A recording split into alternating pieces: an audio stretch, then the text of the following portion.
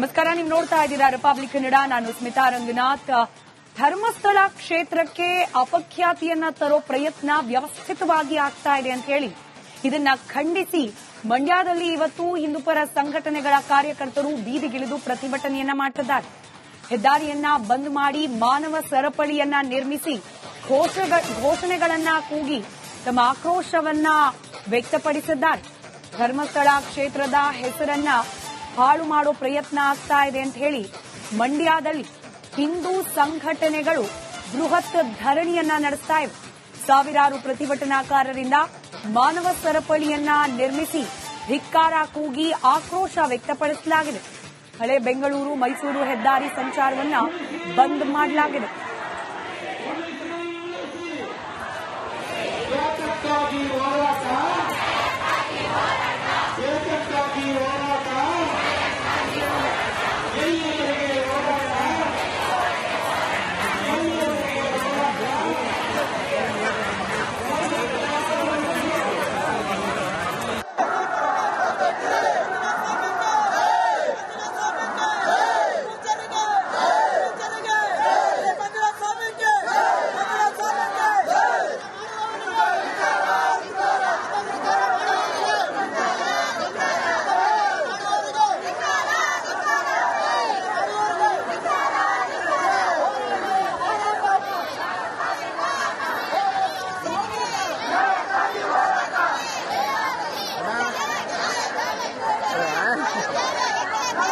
ಮತ್ತಷ್ಟು ಡೀಟೇಲ್ಸ್ನೊಂದಿಗೆ ನಮ್ಮ ಪ್ರತಿನಿಧಿ ಆನಂದ್ ನೇರ ಸಂಪರ್ಕದಲ್ಲಿದ್ದಾರೆ ಮಂಡ್ಯದ ಡಿಸಿ ಕಚೇರಿ ಮುಂಭಾಗದಿಂದ. ಆನಂದ್, ಇವತ್ತು ಹಿಂದೂಪರ ಸಂಘಟನೆಗಳು ಬೃಹತ್ ಸಂಖ್ಯೆಯಲ್ಲಿ ಪ್ರತಿಭಟನಾ ಮೆರವಣಿಗೆಯನ್ನ ನಡೆಸಿರೋದು, ಡೀಟೇಲ್ಸ್ ಹಂಚಿಕೊಳ್ಳೋದಾದ್ರೆ.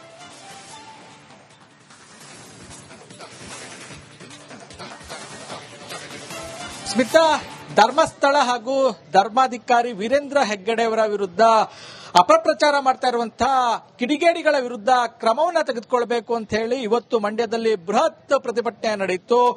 ಸಾವಿರಾರು ಸಂಖ್ಯೆಯಲ್ಲಿ ಮಂಡ್ಯ ಜಿಲ್ಲೆಯ ವಿವಿಧ ಭಾಗಗಳಿಂದ ಬಂದಿದ್ದಂತಹ ಪ್ರತಿಭಟನಾಕಾರರು ಮಂಡ್ಯದ ಸಿಲ್ವರ್ ಜುಬಿಲಿ ಪಾರ್ಕ್ನಿಂದ ಬೃಹತ್ ಪ್ರತಿಭಟನಾ ಮೆರವಣಿಗೆ ನಡೆಸಿದ್ರು. ಜೊತೆಗೆ ಸಂಜೆಯ ವೃತ್ತದಲ್ಲಿ ಮಾನವ ಸರಪಳಿಯನ್ನು ನಿರ್ಮಿಸುವ ಮೂಲಕ ಸರ್ಕಾರವನ್ನು ಆಗ್ರಹಿಸಿದ್ರು. ಜೊತೆಗೆ ಇದು ಸ್ಯಾಂಪಲ್ ಅಷ್ಟೇ, ಅಂದ್ರೆ ಇದೊಂದು ಸಣ್ಣ ಪ್ರತಿಭಟನೆ ಅಂತ ಅನ್ಕೋಬೇಡಿ, ಯಾಕೆಂದ್ರೆ ಇದು ನಾವು ಆರಂಭ ಮಾಡಿದ್ದೀವಿ.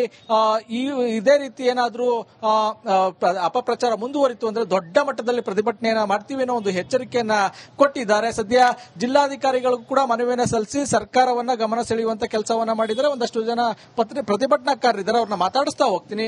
ಸರ್, ಹಿಂದೂ ಧಾರ್ಮಿಕ ಕ್ಷೇತ್ರಗಳ ಮೇಲೆ ಒಂದಷ್ಟು ಷಡ್ಯಂತ್ರ ನಡೀತಾ ಇರುವಂತ ಕೆಲಸ ಆಗ್ತಾ ಇದೆಯಾ ಅಂತ? ಖಂಡಿತ ಆಗ್ತಿದೆ. ಆ ಷಡ್ಯಂತ್ರವನ್ನ ಮೆಟ್ಟು ನಿಲ್ಲೋದು ಹಿಂದೂ ಧರ್ಮದ ಕರ್ತವ್ಯ ಆಗಿದೆ. ಹಿಂದೂ ಧರ್ಮ ಯಾವಾಗ್ಲೂ ನಿದ್ದೆ ಮಾಡ್ತಿದೆ ಅನ್ನೋ ಒಂದು ಹಿಂದಿನ ಆಪಾದನೆ ಏನಿದೆ ಅದನ್ನೇ ಅವರು ಪಣವಾಗಿ ತಗೊಂಡಿದ್ದಾರೆ. ಆದ್ರೆ ಹಿಂದೂ ಧರ್ಮ ಎದ್ದು ನಡೆದ್ರೆ ಹಾನೇ ನಡೆದಂಗೆ ಅವರು ಅಪ್ಪಚ್ಚಿ ಆಗ್ತೀವಿ ಅನ್ನೋದನ್ನೇ ಮರ್ತಿದ್ದಾರೆ. ಆ ಒಂದು ಹಿಂದೂ ಧರ್ಮ ನಿದ್ದೆ ಮಾಡ್ತಿದೆ ಅನ್ನೋ ಒಂದೇ ಒಂದೇನ ತಲೆಯಲ್ಲಿ ಇಟ್ಕೊಂಡೇನಾದ್ರೂ ಇದೇ ತರ ಮುಂದುವರಿಸುದಾದ್ರೆ ಇದು ಮಂಡ್ಯದಲ್ಲಿ ಕಂಡಂತ ಒಂದು ಸಣ್ಣ ಪ್ರತಿಭಟನೆ ಅಷ್ಟೇ. ಇದು ರಾಜ್ಯವ್ಯಾಪಿ ಹಿಂದೂ ಧರ್ಮ ಯಾವ ತರ ಹೇಳುತ್ತೆ ಅನ್ನೋದನ್ನ ಅವರು ಎಂದೆಂದು ಕಂಡರಿಯೋದಂತೆ ಆಗುತ್ತೆ.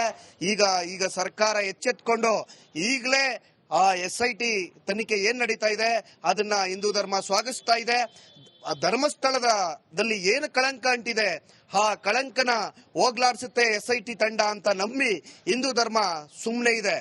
ಅದೇನಾದ್ರೂ ಆ SIT ತನಿಖೆ ನಡೀತಾ ಇರುವಂತ ಸಂದರ್ಭದಲ್ಲಿ ನಡೀತಾ ಇರುವಂತ ಕುತಂತ್ರಗಳನ್ನ ನೋಡಿದ್ರೆ ಹಿಂದೂ ಧರ್ಮದ ಬಗ್ಗೆ ಬಹಳವಾದಂತ ನಿದ್ದೆಲಿದ್ದಾರೆ ಅಂತ ತಿಳ್ಕೊಂಡಿದ್ದಾರೆ ಅಂತ ಅವ್ರು ಅನ್ಕೊಂಡಿದ್ರೆ ಆ ಕುತಂತ್ರಿಗಳು ಅದನ್ನ ಯಾವತ್ತೂ ಹಿಂದೂ ಧರ್ಮ ಸಹಿಸಲ್ಲ.